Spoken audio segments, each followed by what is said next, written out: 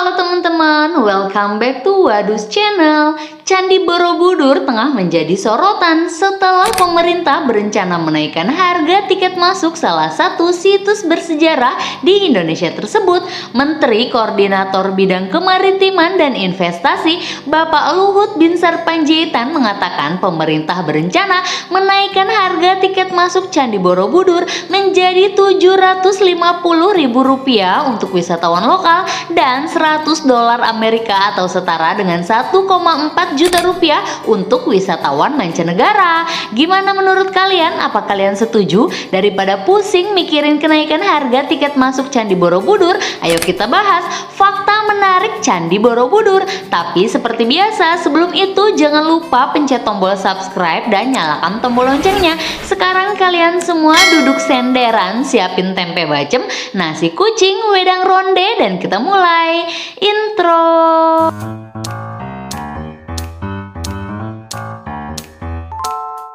Salah satu alasan pemerintah menaikkan harga tiket masuk Candi Borobudur adalah untuk membatasi jumlah pengunjung menjadi hanya 1.200 orang per hari. Ini dilakukan sebagai salah satu upaya merawat situs warisan dunia tersebut. Terlepas dari harga tiketnya yang bakal naik selangit, candi yang berada di Kabupaten Magelang, Jawa Tengah ini menjadi salah satu objek wisata yang tak pernah sepi pengunjung. Candi Borobudur selalu dipadati oleh turis yang datang dari berbagai daerah dan negara sepanjang tahun. Setiap tahunnya Candi Borobudur menjadi tuan rumah saat Hari Raya Waisak tiba dan juga perayaan event menarik lainnya. Tak hanya itu, Candi Borobudur juga memiliki fakta menarik lainnya. Ini dia faktanya. Kita mulai yang pertama, candi yang berusia sekitar 1.200 tahun. Candi Borobudur diperkirakan berusia sekitar 12 abad atau hampir 1.200 tahun. Hal ini didukung dari penemuan-penemuan yang menyatakan pembuatan candi ini berdasarkan aksara yang tertulis. Pembangunan Candi Borobudur diperkirakan dilakukan antara abad ke-8 dan ke-9. Butuh waktu 75 sampai 100 tahun untuk bisa menyelesaikannya pada masa pemerintahan Raja Samaratungga. Sayangnya tidak ada bukti konkret mengenai alasan utama Candi Borobudur dibangun. Seiring berkembangnya kerajaan Islam di Jawa, Candi Borobudur mulai ditinggalkan pada abad ke-14. Yang kedua, relief yang bercerita kehidupan Buddha. Sebagai salah satu candi terbesar di Indonesia, Candi Borobudur memiliki banyak relief-relief menarik. Setidaknya ada 2.672 pahatan relief yang tersebar di dalam kawasan candi. Ensemble reliefnya pun yang terlengkap di dunia dan tidak ada yang menandingi nilai seninya karena setiap adegannya merupakan mahakarya utuh. Sebanyak 1.460 diantaranya bercerita tentang kisah Buddha, sisanya sekedar relief dekoratif. Salah satu kisahnya mengenai kelahiran Buddha yang diceritakan pada relief Jataka dan Awadana. Selain itu ada juga 504 patung Buddha yang terletak dalam 432 relung dan 72 stupa berlubang. Ada juga 100 talang berbentuk patung ikan berkepala gajah sebagai saluran air. Selanjutnya yang ketiga, Candi Borobudur sempat mau dibongkar untuk disimpan dalam museum.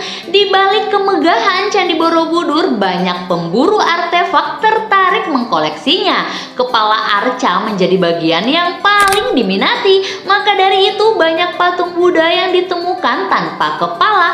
Parahnya lagi, pemerintah Hindia Belanda juga memberikannya secara sukarela. Pada tahun 1896, 5 arca Buddha beserta 30 batu dengan 30 batu relief, 2 patung singa, arca penjaga, batu bentuk tangga, dan sebagainya diberikan kepada Raja Thailand. Koleksi tersebut bisa kalian lihat di Museum Nasional Bangkok. Maraknya pencurian pada masa itu membuat Kepala Inspektorat Arsitektur Artefak Budaya menyarankan Borobudur dibongkar seluruhnya pada tahun 1882.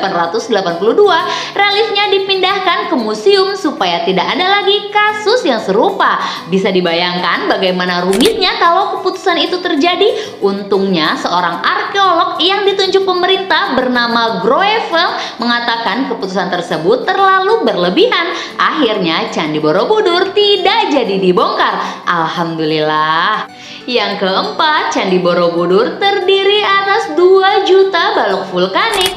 Banyak perdebatan mengenai Borobudur, termasuk hipotesa candi dibangun di atas sebuah danau purba yang mengering. Dugaan semakin kuat saat ada bukti terendamnya bagian dasar candi pada abad ke-13 dan ke-14. Meski demikian, hingga saat ini pembangunan Candi Borobudur masih menjadi misteri. Salah satu yang pasti adalah Candi Borobudur terdiri dari 2 juta balok batu vulkanik yang terpahat dengan baik.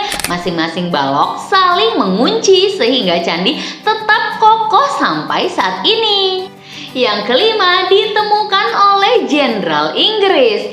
Sir Thomas Stamford Raffles kembali menunjukkan peran besar terhadap peradaban bangsa Indonesia setelah sebelumnya Gubernur Letnan Hindia Belanda terbesar sepanjang sejarah ini memimpin sebuah ekspedisi dan menemukan bunga bangkai endemik Sumatera yang kemudian diberi nama Rafflesia arnoldi. Thomas Stamford Raffles memperkenalkan Candi Borobudur untuk pertama kalinya kepada dunia pada tahun 1814 melalui bukunya yang berjudul The History of Java. Atas perintahnya, Sir Cornelius ditugaskan untuk membersihkan area Candi Borobudur untuk dipelajari. Perlahan tapi pasti akhirnya banyak pihak yang ingin menyelamatkan situs Candi Borobudur saat itu. Yang keenam, Candi Borobudur sempat rusak akibat bom dan bencana alam.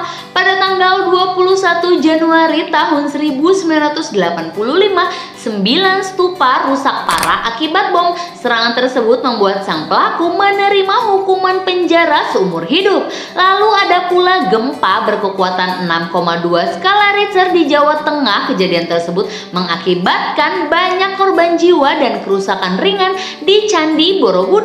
Apakah kalian masih ingat letusan Gunung Merapi pada Oktober dan November 2010? Debu vulkaniknya menutupi kompleks candi dengan ketebalan 2,5 cm. Dampaknya kawasan wisata tersebut ditutup tanggal 5 sampai 9 November 2010 untuk dilakukan pembersihan. UNESCO kembali membantu upaya rehabilitasi dengan menyumbangkan dana sebesar 3 juta US dollar. Proses rehabilitasi memakan waktu sekitar 6 bulan. Mereka melakukan penghijauan ulang, memperbaiki sistem tata air, serta menghidupkan kembali kehidupan sosial dan ekonomi. Yang terakhir, yang ketujuh, Candi Borobudur dipugar 2 kali. Awal kembalinya Candi Borobudur dimulai pada tahun 1885. Kala itu, Ketua Masyarakat Arkeologi di Yogyakarta menemukan kaki tersembunyi.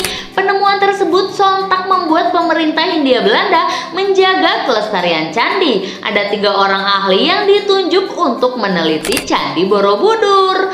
Nah, keterbatasan anggaran membuat pemugaran tidak berjalan sesuai rencana. Pemugaran hanya memusatkan perhatian pada merawat patung dan batu. Sebelumnya ada usaha untuk memperbaiki tata letak batu, stupa, dan juga drainase. Rekonstruksi catra juga sempat dilakukan, tapi hanya menggunakan sedikit batu asli. Dampaknya catra tidak dapat dipertanggungjawabkan keasliannya sehingga harus dibongkar. Bagian tidak sempurna tersebut disimpan di Museum Karma Wibangga Borobudur. Demi menyelamatkan Candi Borobudur, akhirnya pemerintah Indonesia mengajukan pemugaran kepada masyarakat internasional. Rencana tersebut membuahkan hasil sehingga UNESCO tergerak untuk membantu memulihkan Candi Borobudur, dan pada tahun 1973 pemugaran Candi Borobudur diresmikan Presiden Republik Indonesia kedua, yaitu Bapak Soeharto. Pemugaran yang menghabiskan dana sekitar 6,9 juta US dollar tersebut selesai pada tahun 1984. Alhasil, UNESCO mendaftarkan Candi Borobudur sebagai salah satu situs warisan dunia pada tahun 1991. Baiklah, itulah tadi fakta menarik Candi Borobudur. Pro kontra akan kenaikan harga tiket masuk Candi Borobudur tidak akan mengikis nilai luhur yang terdapat pada kemegahan arsitektur Candi Borobudur itu sendiri. Sebagai warga yang baik, tentu kita harus bijak menyikapi soal kenaikan harga tiket masuk tersebut. Satu hal yang pasti, sejarah dan budaya adalah sesuatu hal yang tak ternilai harganya. Untuk itu, ayo kita jaga dan lestarikan salah satu situs warisan dunia Candi Borobudur. Selesai, kalau gitu jangan lupa subscribe dan nyalakan tombol loncengnya supaya kalian gak ketinggalan video-video seru Wadus lainnya. Sampai ketemu di video selanjutnya ya, dadah!